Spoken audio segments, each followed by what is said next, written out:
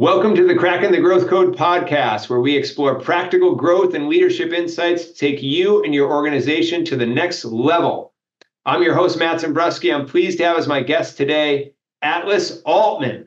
Atlas, thank you very much for being here. I'm going to give you a quick introduction because there's so much to your background that I'm really excited to share with our audience. And for those of you who haven't met Atlas before, Atlas is a keynote speaker, #1 bestselling author in 13 categories, including leadership, personal transformation, motivation, management, and even more. He's been featured on major news, including ABC, Fox, MSNBC, Google, and many others.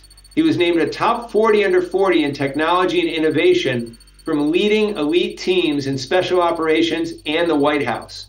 He recently shared his life lessons from commanding, directing, and leading for almost 3 decades on a TEDx stage, and continues to speak at business and corporate events, enabling proven leaders to save more time and money in their environments. Atlas, welcome to the show. Thanks, Matt. Yeah, that was awesome. It was almost like you read it. you know my secrets. Yeah. Yeah. No. I recently got a review on my book, and the lady was like, "Hey, breath of fresh air. It's not like all the other corporate leadership books." He actually shared stories from his military career, but it read more like a memoir than a leadership book. So even though I liked it, I really wanted more leadership tactics. I'm like, she never made it to chapter 5. Let's go there for our audience right now. Let's get to chapter 5. Let's talk about Atlas with leadership. What are some of the key things that people need to be aware of? Yeah, so I wrote a book on all of my experiences and how I became so successful. One of the other shows I was on, they introduced me and they said, "Hey, your bio reads like a bucket list, like White House, special operations, like the other things that were in there, like championship bodybuilder, all that stuff in my past. I've done that. Now it's today, right? Today is a new day and you got to earn it every day." So one of the things I wrote about in my book were the top 3 things that leaders need to focus on. And it's 3 things that everyone's aware of. And it goes like this. Whenever you're faced with a problem or a project, you ask 3 questions, always.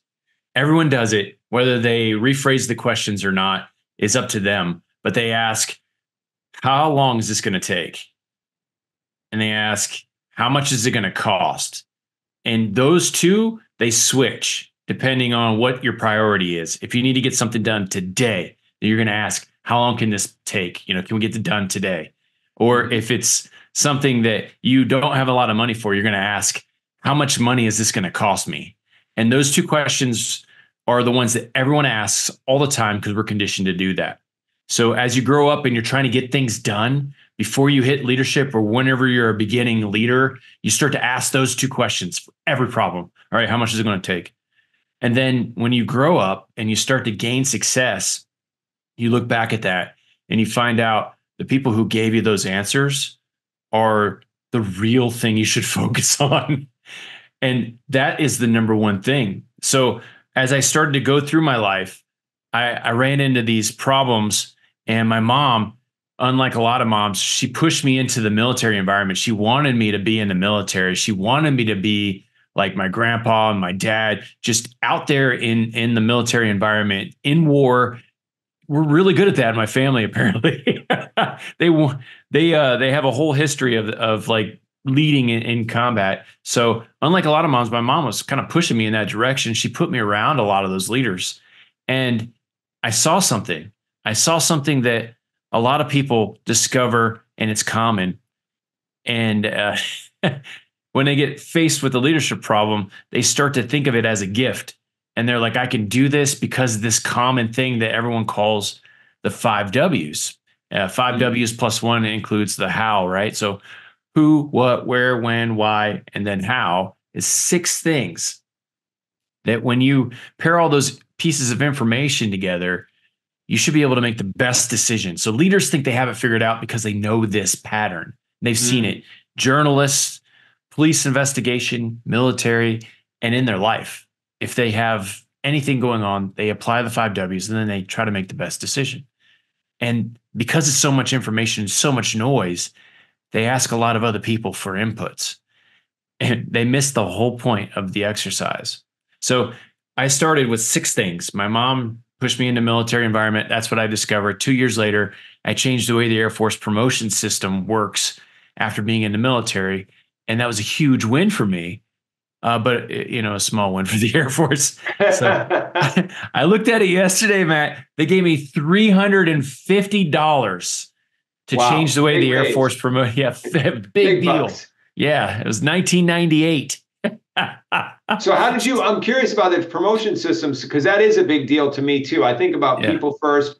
So what did you do? What are some of the things that you changed about the system for promotion? Well, for promotion, whenever you're faced with a problem, I looked at it differently. And this is where it started to kind of unpack for me. That whole solution, I brought it to my boss and I was like, hey, they're giving me a promotion list. It's in a linear format, which means 1, 2, 3, 4, they listed like 10,000 people. And I was like, people are going through this list looking for their name, but it's aligned by number. So it's really hard for people to find themselves on this promotion list. And back then in the 90s, we didn't have search engines. We couldn't just, so it was like, looking with our finger and oh, there's my name. And I was like, why don't we do this alphabetically? Yeah. And my boss was like, make that suggestion to the Air Force, not just me. And I was like, I can do that? And it wasn't in there at the time. That's the thing. There's so much stuff. That's when you ask those questions that you're saying, sometimes you get very simple answers. It's like, why isn't it done that way? Yeah. Right. And why are we? It makes a lot of sense, right? But as leaders, there's a difference between leadership and management. And management came about in Ford's era. So Henry Ford basically created management when he created the assembly line, right? Yep. He said, we could be way more productive. We can hire more people if they do something simple all the time. And they just perfect that simple task, right? And then we don't need leaders to think about things. We need managers to make sure it's done the way we told them to do it. Right. And so the difference that I got right there when I went to my boss was I was being a leader. I was like, hey, how come we don't do this? I was thinking. I wasn't just doing what I was told. Yeah, knowledge. And he's like, yeah, I'm a leader and I recognize what you're doing. You should tell the leadership that we need to course correct and do this. And, that's how it started. So it took me 2 years to implement that, 2 years. And that gave me a promotion. And I ended up working for the 4-star general, the top level, the top rank in the military. They pushed me up into his office. So he had a 3-star and a senior executive civilian. And I started working up there and I started seeing stuff. And I was really close to the decision cycle because email was relatively new. I mean, this was 98, 99. Yep. And really, Microsoft just came out with Outlook in 96. Yep. So I was still printing out emails and putting them in binders and giving them to people for decisions. So I got to see everything, the who, what, where, when, and why, right? Yeah. And what I noticed was the 4-star didn't look at all 6 things. He only looked at 3 things. And those are the 3 things that I described at the beginning of the show. But where everyone gets it wrong, everyone gets it wrong is they don't look at the person first, because you can't lead time and you can't lead money. You can only lead a person. So they always look at the person, the expert, the person that can get it done, the person who has the answers. And they would ask them, how much time and money do you need? And amazingly, we wouldn't need as much time or money because the right person is the first thing you should be looking for as an advanced leader. And people don't really get that until they start to have that leadership experience. And then they're like, oh, it is the people. I can't lead time or money. Huh. That's such a huge tip. I've never heard anybody say it that way, Atlas, but I'm a huge people first person too, obviously. And to think about it that way, the way you just said it, I think was brilliant, because you made it in more simple terms that where people can know that, number one, the difference between management and leadership. Management's going to say, what's the time, what's the money? But Yeah. leadership is going to say, hey, who's going to do this? And then let's talk to them about the time and the money, because that's going to make the most effective delivery of what we're trying to get done. So that was really, I love the way you described that. That's in your book then, I'm guessing? Yeah. So yeah, it's in my book. And then my next book is Start With Who. It's trying to correct the Start With Why movement that happened like 13 years ago. Simon Sinek. Yeah. Well, so I mean, what he did was, and I'm not bashing him. I think he's got a lot of great information. Yeah. I think people twist what he gives them, and they start to make their own assumptions, and it confuses people a lot of times. So, what I'm trying to do is get people to go back to what we've been taught. The 5W starts with who, and it ends with why. And now I'm rocking on, right? If I can do this all the time, I'm definitely going to win at life. So he's like, hey, in marketing, because he's a marketing expert, that's why he's so good at getting his message out too. Yeah. He's in marketing. The biggest thing in marketing is you sell the whole, not the drill. So you sell what the end state is, not what makes the end state happen.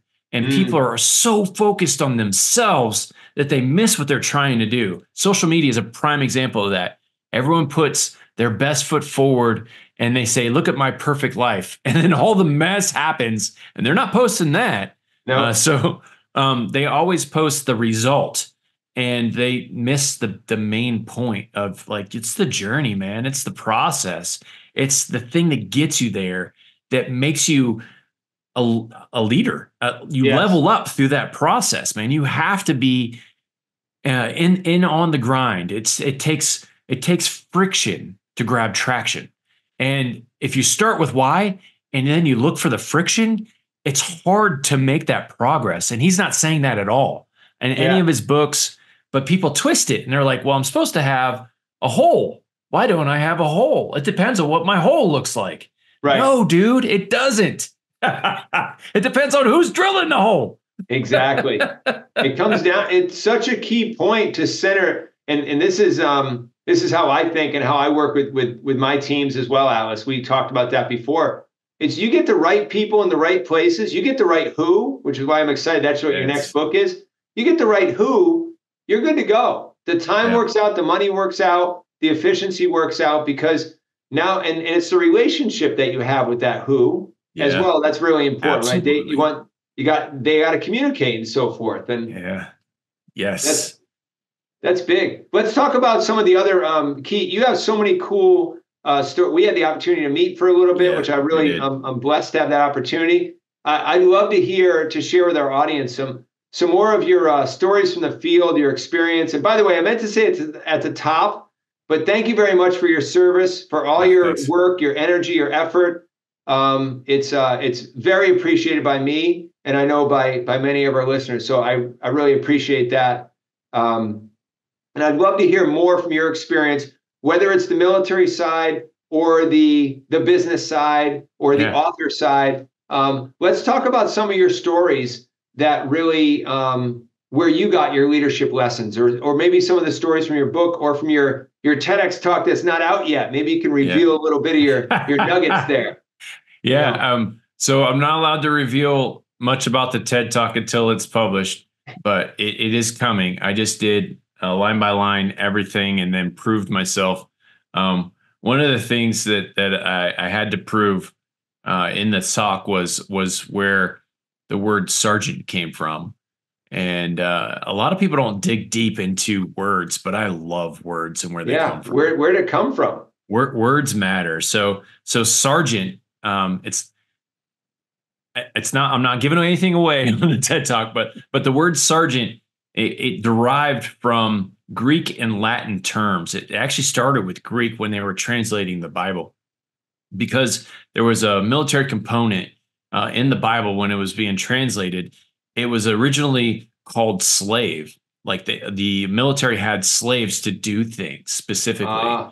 And then slave translated into a position which they called sergeant. And there's 11 different spellings of it, depending on which country you go to. But the sergeant's job was to make sure that all of the good order and discipline was happening in the ranks. So they changed the word from slave to sergeant, and they kind of gave him authority as a leader over all of these people. And so I described what I got promoted to whenever I changed the Air Force system, and how I got up to the 4-star general level as a sergeant, and where they gave me some responsibility. And there's a big difference between responsibility and accountability. And that all marries into the management versus leadership debacle, right? Because if you're a leader, you take responsibility, you find responsibility, you look for responsibility, and managers are accountable for something happening. So the management versus leadership thing, again, I'm big into words. And whenever we try to use those things interchangeably, it's not the same, or it would be the same word. Mm. but the word sergeant itself, it's amazing how many people don't realize that actually translated from the word servant to another leader. So it's a leader beholden to a leader, which then makes that leader, whoever's at the top, a leader of leaders. And that's kind of where I'm at now, because my 4-star general, one of the decisions that he got to make was to send someone like me to college to finish my 4-year degree, which was a requirement for me to become a full-time leader, or what we call in the military a commissioned officer. Mm-hmm. And the commissioned officer has staff responsibilities where they're a manager, or they have command and directorship responsibilities where they're a leader. And I spent most of my career in the command and director roles. The staff business it's just not for me. Yeah, not your vibe. I mean, I like talking to people, and I can only talk to so many people whenever I'm coordinating a document or changing a rule, So I spent a lot of time in command. I spent a lot of time in Iraq, Afghanistan, 30 other countries, where I just led a lot of teams through a lot of adversity. One of the things I've never shared was in my book, but I've never shared it in public, was one of the conferences that I did for a previous administration was in Indonesia. And one of my jobs when I was working in the White House military office was to make sure that the president could receive calls or give directions via any communications he ever needed to the military, to be the commander in chief. And so I got to be around him all the time. And in Indonesia, I had to bring in a phone for him, and they would not let me. They were like, "You're not bringing that phone in." And I'm like, "Oh, I'm bringing it in." And they were like, "No." And I was like, "Well, how do I get this phone in here?" And they were like, "You need to get a dip note, which is a diplomatic note. And that comes from the State Department. It's an agreement between countries." And they thought it would be impossible. And I had it in an hour. Wow. See, that's so, leadership, Atlas. I gave it to them, and they got mad. So I got brought in by these people who were in all black. And I didn't know this at the time, but those are the most dangerous people in the country. Really? I didn't know that either. Yeah. So they brought me into a room, and I looked around, and all of these guys are wearing all black. It was like a movie. I was like, wow. So I started looking around. And then as a combatives instructor from my previous job in combat comm, I was a mob guy before that, before I went to the White House. So I went from a tactical environment to wearing a suit. Sick. So I was a combatives instructor over there. I got my combatives certification. So I'm used to fighting. Before, when I was in college, I earned money as a bouncer. So I know how to fight. You were ready. If all those people dressed up in black came at you, you were going to be like Bruce Lee and knock them all to the ground. I don't know, man. I mean, so anyone who's ever fought will tell you that they don't win every fight. Yeah. And it's not as easy as it looks in the movies. No, I'm not John Wick. I was looking at this, and immediately I put my hands up in the guard position. And I was like, everyone calm down. And this guy swung on me, and he clocked me right in the face. He did? And really? Yeah. And he started yelling at me in broken English, which, I mean, he hit me, but like, I don't know. I kind of think violence is funny sometimes. So apparently I was smiling, and that was not a good idea. So I grabbed my phone, and I left, and they didn't get me. Wow, man. I evaded the situation, but I got to tell you, the emotional trauma that I had to go through. I'm a guy that's always answered violence with violence. Yeah. And I was not allowed to do that. The agency that I worked for was telling me, if you ever get in a fight, you're out. And I didn't want to do that. As a leader, I had to step away, and you had to take the hit. That was the first time. Literally. Yeah, literally. So I got hit in the face, and I remember my team coming up and they were like, "Hey, are you okay?" And I'm like, "Yeah." And they were like, "Hey, we're going to tell the next level leader." And I was like, "Cool." So I got on the phone with them, and they were like, "Hey, I'm going to be there in a minute." And I met them, and they wanted me to talk about what just happened. And I was trying to process all this, man. I was like, "Oh, I don't want to talk about it, man, because I just got beat up." That's how I'm feeling. Like, I just got smacked. Yeah. This guy just took my manhood, right? Yeah. And so the leader she was a female. And she was like, "You got to talk about it." And I'm like, "I really don't want to talk about it." She's like, "You got to talk about it." And so I did. And I went through this anger. And then I went through this like protective mode. And then I started to cry, dude. I was like, what the heck is going on with me? I was just cycling through these emotions real fast. Yeah. And then I told the story. And I remember like telling the story and looking up, and the military aide to the president was a SEAL, and he's looking at me with his giant trident, and he's like, "Why are you crying?" It's whatever. So he left, and then he came back, and I was mad, and he's like, "Dude, like, what's wrong with you?" And I'm like, "I just went through something, man." Yeah. And it's emotions, man. It's being human. That's part of life. Well, yeah, but most people will never be vulnerable like this. They're not going to tell you that I cried in some foreign country, but I did, dude. And then I locked it up, and I stayed professional, and I got through that, and I made some things happen for Secret Service during that trip, and it opened up doors to the State Department, and we became really, really connected off of me getting hit in the face. So Mike Tyson says, everyone's got a plan until they get hit in the face. And I literally got hit in the face, and I still had a plan, Mike. I still had a plan, Mike Tyson. That's awesome. That's awesome. And I learned, man. And you can teach everybody a bit about being vulnerable as a leader, right? Because you just shared a very sensitive story, right? Yeah. Like you said, it's like it's easy to be macho and I'm this and I'm that, but to really say, hey, macho guys can show their emotions too. Yeah, right? I don't know, man. I didn't mean to. It just came out. It just came out.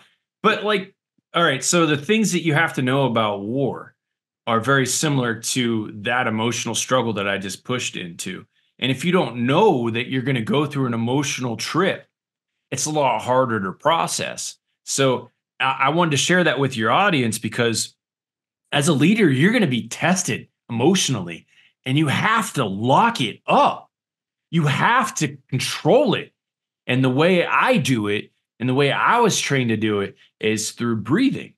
So I created a new model I put in my book called 3 breathing, and it looks like box breathing. So whenever you go through a military scenario, they teach you box breathing. You've seen that where you start, and then you breathe in for 3 seconds, then you hold for 3 seconds, then you breathe out for 3 seconds, and then you hold for 3 seconds, right? That's box breathing. Yep. You can control your emotions because it connects your mind and your body together through your breath, which is the first thing you do when you're born, man. So it's absolutely essential that you can figure out the breathing exercises.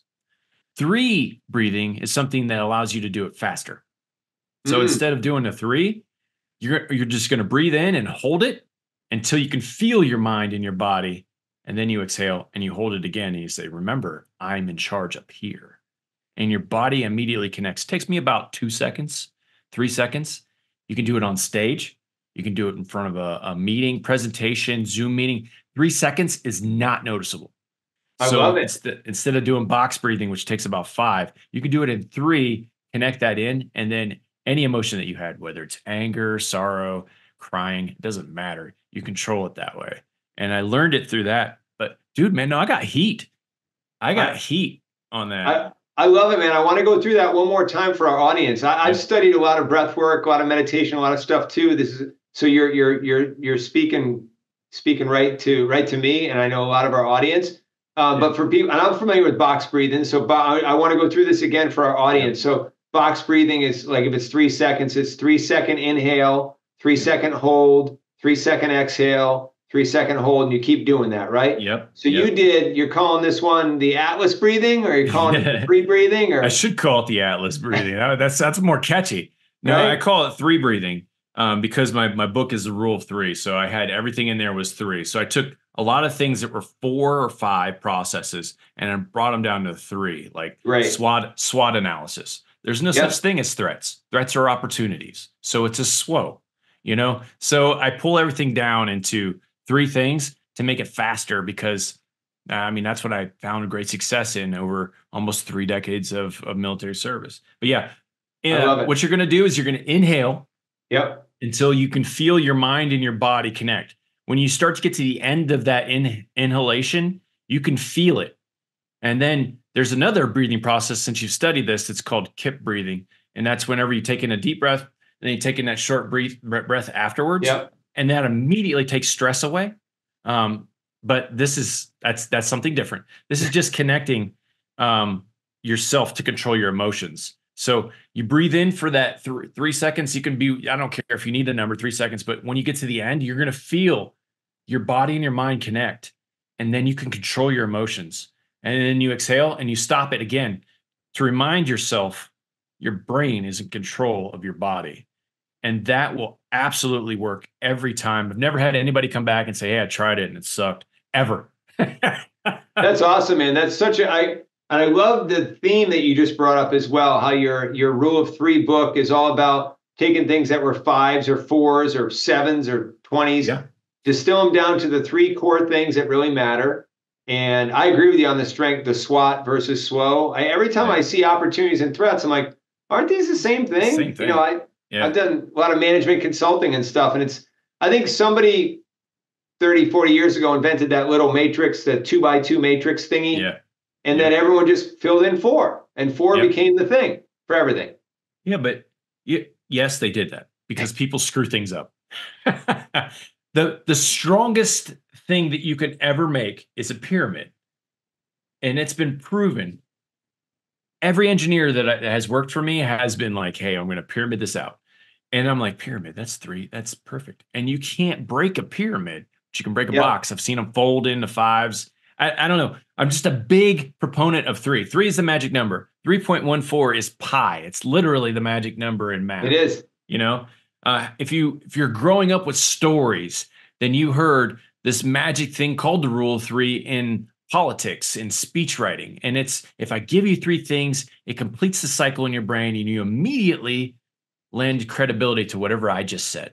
So if you have 3 things and you line them up and you're a leader and you say, hey, I need this done because it's faster, it's cheaper, and we're going to go home earlier. They're like, yeah, that makes sense. It doesn't matter what it is either. You give them 3 reasons and they're immediately going to buy into it. I love it. I love the simplicity of that. And it's like Goldilocks, right? Too hot, too cold, just right. Right? Yeah. Yeah. So I go through that. How many times did the boy cry wolf?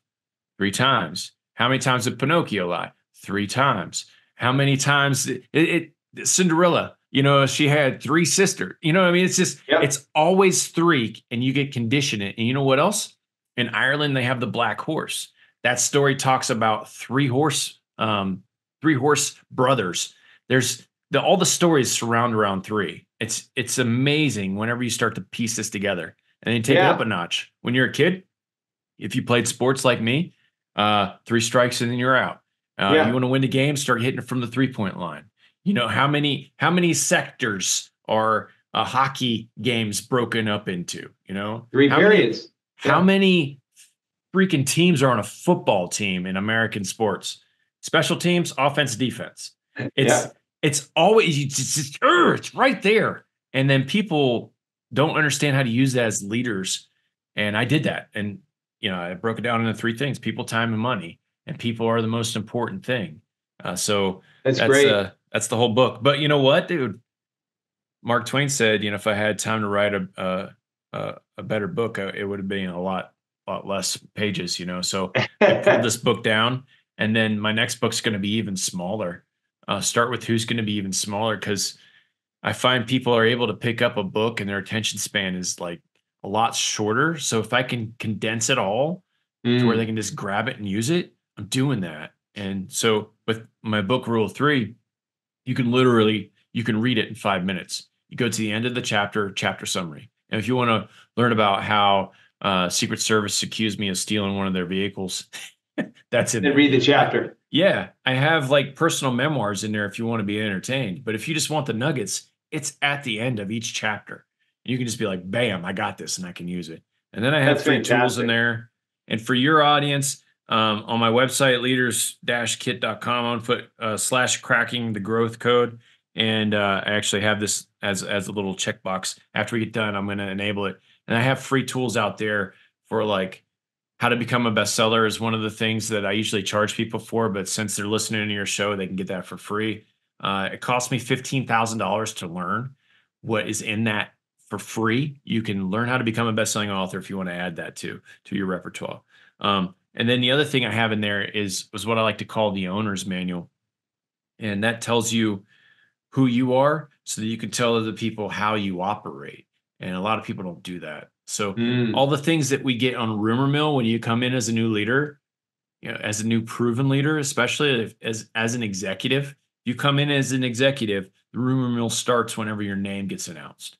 And then you step in the building the day that you take the job, and people start talking, and they start talking about, is he married? Does he have kids? What does he like? Where did he come from? So I put all that into an ownership manual, an owner's manual, just like you used to get like a high-end piece of equipment and you get that little owner's manual everyone tosses.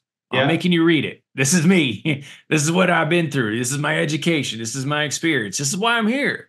I didn't just get lucky. Exactly. That's cool. Yeah. So all that's going to be on your website. So just as people reach out to you, is it leaders-kit.com? Is that what you said? Yeah. I'll give it to you so you can put it in the show comments. That way they can just go there and they get all this for free. It's fantastic.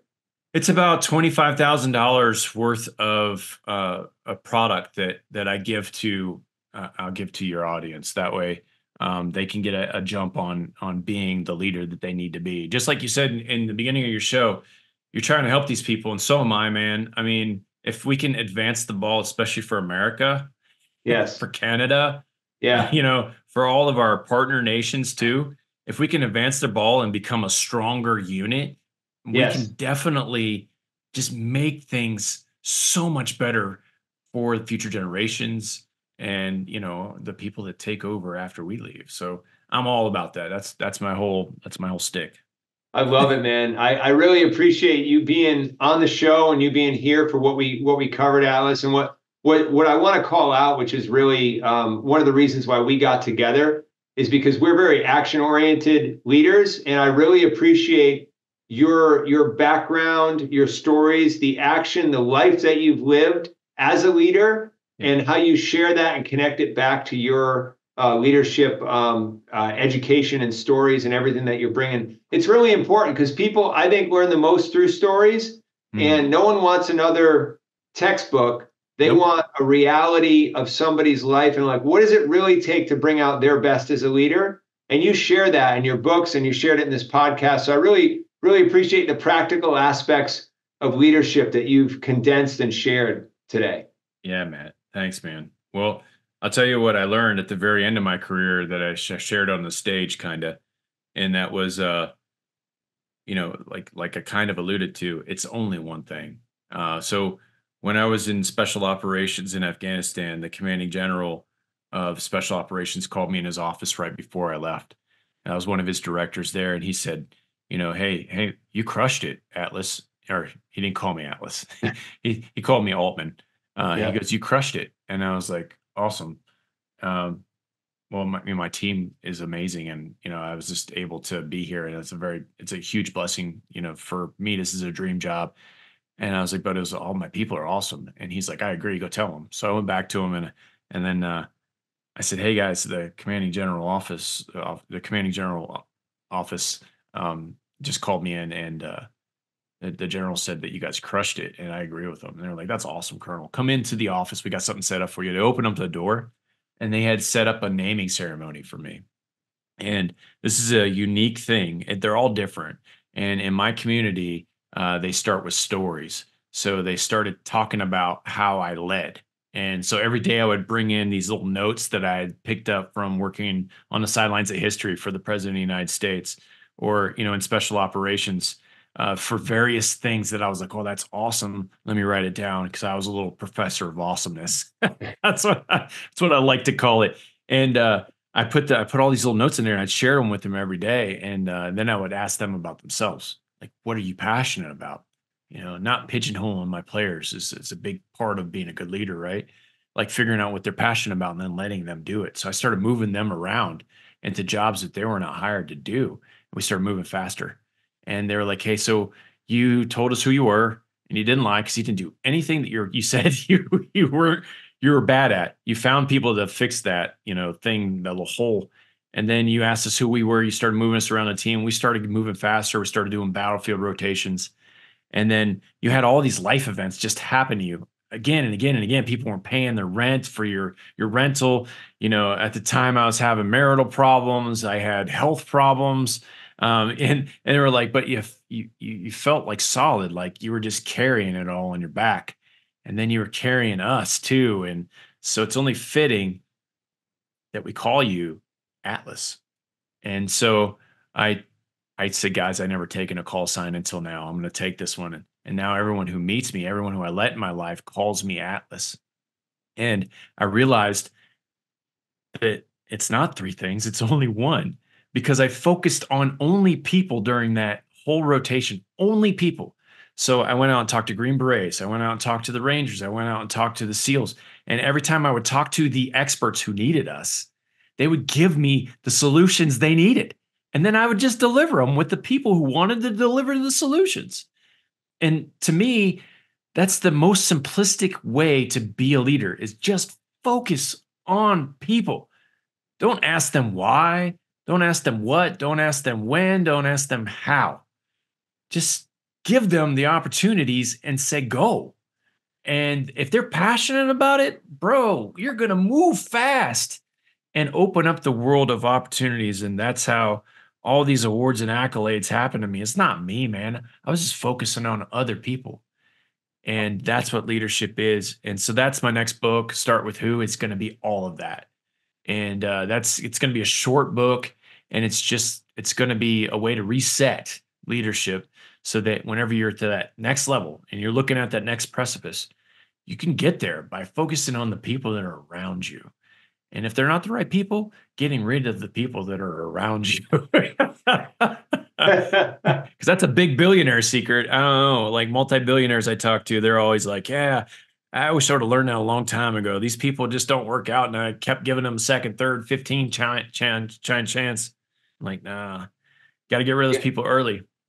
That's true, man. Wow, you just shared a whole lot there. I love the name. I never asked you about the origin of your name. I love the story behind it. Thanks. It's amazing. That was the first thing I thought of when we got introduced. I was like, oh, Atlas is carry the world on your shoulders, right? Carry the people. And I love that the people who you led and worked with were the ones who recognized you and gave you that name, because you put the people first, and that's just so important. And it's the center of, I think, I agree with you. It's the center of all good leadership. It's the center of all good movements and activity and changes that happen in the world. Right? They're with people with good hearts that are doing the right thing and putting the time in, putting the reps in. Yes. Yeah, that's so true. So very true. important. Yeah. Well, Alice, thank you very much for being on the show. Thanks, I really appreciate your time, energy, your insights are great. I can't wait. We'll have to do it again sometime. I'm sure our audience is going to want to have you back. And again, thank you again for your service and for everything you did and you continue to do, to support our country and just the lives of people, helping bring out the best. Yeah, man. Thanks for you and your company and the show. You guys are changing lives all the time, and it's amazing to watch. So just watching it, man. Thank you for letting me see that, and thanks for inviting me on the show. It's always awesome talking to you, and I can't wait to do it again. Thanks. You bet, man.